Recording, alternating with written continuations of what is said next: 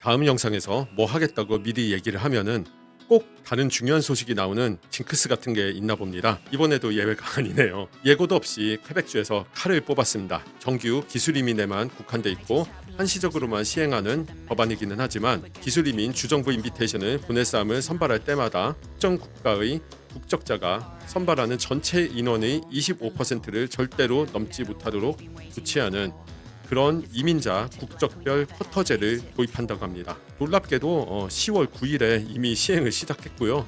2025년 10월 9일까지 한시적으로 진행한다고 합니다. 엘버타주와 퀘벡주 영상을 준비하면서 아무 생각 없이 가볍게 폰으로 퀘벡주 관련 뉴스를 찾다가 전에 자주 가던 퀘벡 소재 중국 이민업체 사이트를 들어가봤죠. 번역기를 돌려야 하는 중국어 사이트긴 하지만 퀘벡 쪽 소식을 가장 조리 있게 전하는 사이트인데요. 방금 말씀드린 이 소식을 거기에서 번역기 돌린 영어로 확인을 했고 혹시 번역기가 오류가 있나 싶어가지고 퀘벡주 입법안 공보인 라가젯 오피시엘 듀 깨백을 들어가서 확인을 해봤습니다. 그리고 이 뉴스는 사실이었습니다. 엘버타주 관련 영상을 기다리시던 여러분께는 진심으로 양해의 말씀을 일단 드리고 싶고요. 이 소식 자체는요, 한국인 이민자에게 직접적인 영향은 별로 없어요.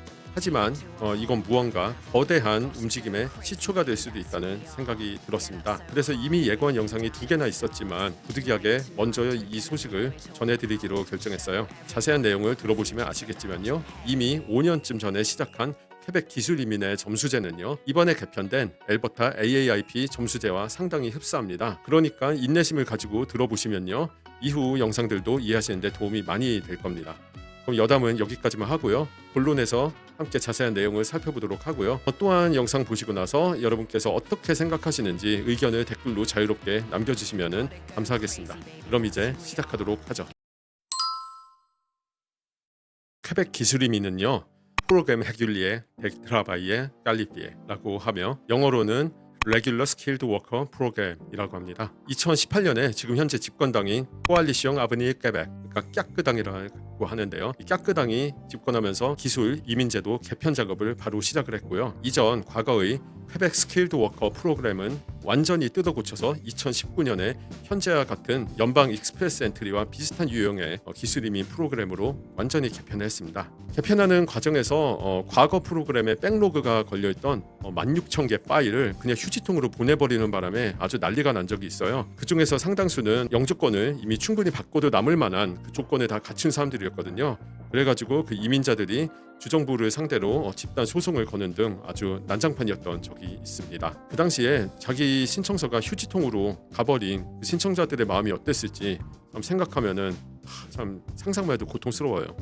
이게 퀘벡 이민 점수표인데요. 불어를 모르셔도 학력, 경력, 나이 등의 카테고리가 있는 게 보이실 거고요. 그리고 엘버타주 AAIP 점수제도 굉장히 비슷한 모습을 보여주고 있죠. 퀘벡 기술 이민은요, 아리마라는 포털 사이트에 회원을 가입하고 그리고 프로필을 등록한 다음에 필요로 하는 서류들을 올리면은 퀘벡주에서 선발을 할 때마다 점수별로 선별을 해서 주정부 인비테이션인 CSQ를 보냅니다. 이것도 이번에 개편된 엘버타주 AAIP가 따라갔죠. 퀘벡 기술 이민은요, 그동안 정말 특별한 경우를 빼면은 거의 전원을 광역 몬트리올 지역이 아닌 그 외 지역에서 일하는 사람들을 대상으로 선발을 했습니다. 그래서 이런 사람들에게만 CSQ를 발급하는 걸로 참 유명했죠. 그리고 몬트리올에서 일하는 사람들은 이 프로그램으로 영주권을 따기는 정말 하늘의 별 따기다 하는 것도 이미 잘 알려진 사실이고요. 그런데 이번에는 여기에 더해서 기술 이민자 선발 시에 국적 쿼터제까지 추가가 된 겁니다. 이 정규 기술 이민 프로그램은요,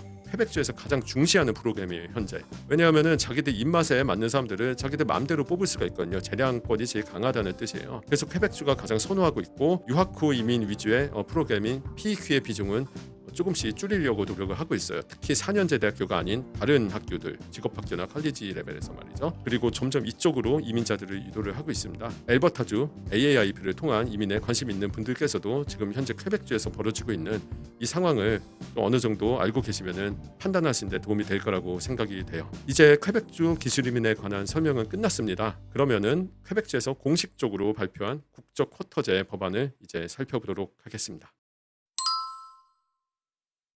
영상 시작 때 말씀드렸던 것처럼요, 퀘벡주는 입법안 공보인 라가젯 오피시엘 듀 깨백 이라는 곳을 통해서 새로운 입법안을 발표를 합니다. 이 기술 이민자 국적별 쿼터제 역시 여기를 통해서 10월 9일에 공지가 되었는데요. 핵심 내용만 뽑아서 말씀을 드리자면요. 주정부 정규 기술이민 프로그램으로 주정부 영주권 인비테이션 즉 CSQ를 발급할 때 그 선발 대상자를 선발할 때마다 그러니까 각 들어올 때마다 선발 인원의 25% 이상을 한 국가가 차지하는 일이 없도록 한다. 이게 이번 입법안의 핵심입니다. 그리고 입법안은 발효 후에 최대 2년까지 효력을 유지할 수 있으며 일단은 2024년 10월 9일부터 2025년 10월 9일까지 1년 동안 효력을 유지한다. 이 법안의 목적은 이민자의 다양성을 유지하는 것이다 라는 내용인데요. 정말 간단 명료하죠. 클리어하죠. 복잡하게 생각할 게 없어요. 깨끗하게 집권한 이래로 퀘벡주는 항상 이민자를 받을 때 뭔가 일이 터지기 전에 사전에 예방을 하는 방식으로 행보를 이어갔어요. 일이 터지고 나서야 부랴부랴 수습을 하는 연방정부와는 대조가 되는 부분인데요. 그럼 이게 무슨 조치인지 어떤 취지인지 쉽게 알 수가 있죠. 네, 그렇습니다. 지금 타주에서 영주권 취득 굉장히 어려웠잖아요. 그러다 보니까 퀘벡으로 들어오려는 타주 사람들도 많아졌고요. 그중에 특정 국가 사람들이 몰려오기 시작할 가능성이 있는 겁니다. 사실 지금도 많이 늘었다고 하긴 하더라고요. 그래서 이거를 이제 억제하려는 예방책이라고 봐도 무방해 보입니다. 이거는 2020년에서 2022년까지 퀘벡주에서 영주권을 딴 사람들 국적 순위인데요. 저도 여기 숫자에 하나로 포함이 돼 있지만 한국은 랭킹이 없어서 저는 빠져 있네요. 여기도 보시면 인도가 순위가 별로 높지 않아요. 프랑스와 중국이 1, 2위를 차지하고 있죠. 그리고 그 밑에 알제리 등등 마그레방 국가들이 쭉 있는데요. 이거는 몇 년 전 기록이고요. 이 표에서는 프랑스인들이 압도적인 모습을 보여주지만요. 당연한 거겠지만 이건 프랑스인들 막으려고 하는 정책이 아닙니다. 그리고 이 그래프는 기술 이민뿐만이 아니라 PEQ 등등 다른 프로그램들 다 합친 전체 인원이기 때문에 기술 이민만 치면은 비율이 상당히 다를 겁니다. 영상 시작 부분에서 이건 무언가 거대한 움직임의 시초가 될 수도 있겠다라는 말씀을 드렸죠. 근거 없이 드릴 말이 절대는 아닙니다. 조회수 뽑으려고 과장하는 말도 아니고요. 퀘벡주의 이번 행보는요. 가까운 미래의 연방이나 다른 주에서 일어날 일의 신호탄일 수가 있거든요. 6개월쯤 전에 한 현자가 했던 이야기를 잠시 같이 다시 들어볼까요? 시간을 아끼게 이 영상들은 조금 빠르게 재생할 테니까 양해해 주세요. 연방정부는 이렇게 개편해가지고 앞으로 어떤 모습으로 바꾸고 싶을까요? 그거를 예상할 수가 있을까요? 참 놀랍게도 모범적인 모델이 하나 있더라고요. 그게 뭘까요? 한번 볼까요? 네, 캐나다 연방정부가 그리는 그림이 무엇인가?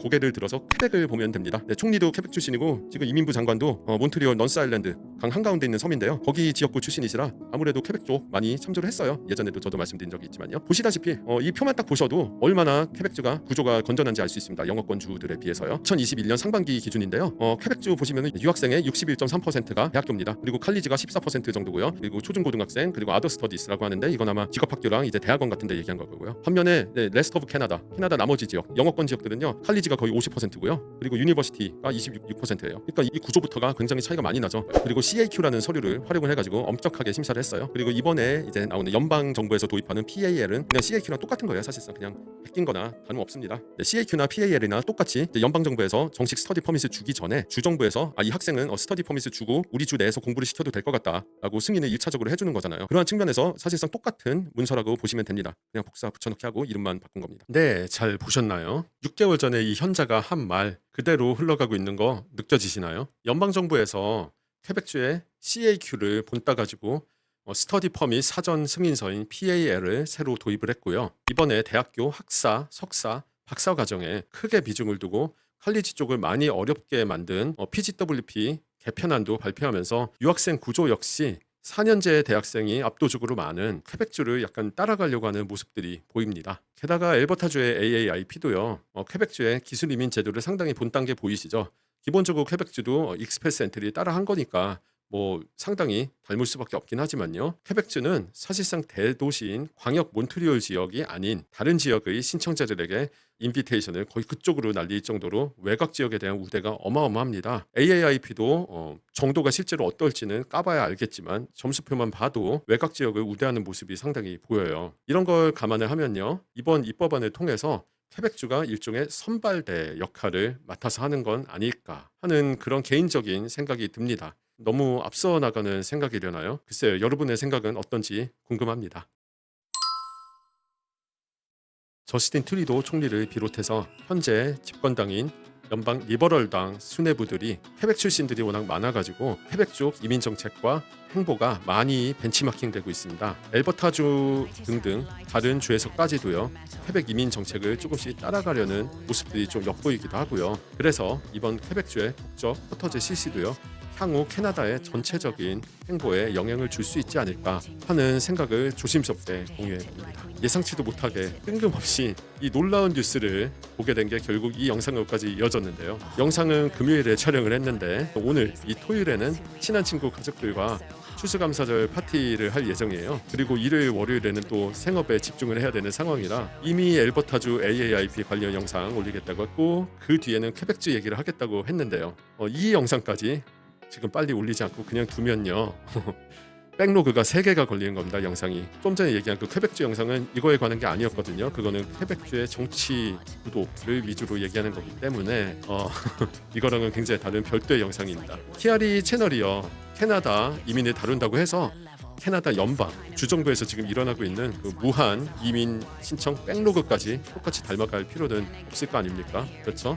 그렇지 않아도 속도가 꽤 느린 채널인데 말이죠. 그래서 이번에도 그냥 예정된 순서를 무시하고 이렇게 영상 하나를 낑겨 넣게 되었습니다. 퀘벡주에 계시거나 퀘벡 이민을 생각하시는 분들은 물론이고요. 시청자 여러분들 중 퀘벡주와 직접적인 연관이 없는 분들은 어떻게 이 영상을 감상하셨고 어떤 생각을 하셨는지 궁금합니다. 댓글로 고견을 자유롭게 남겨주시면요.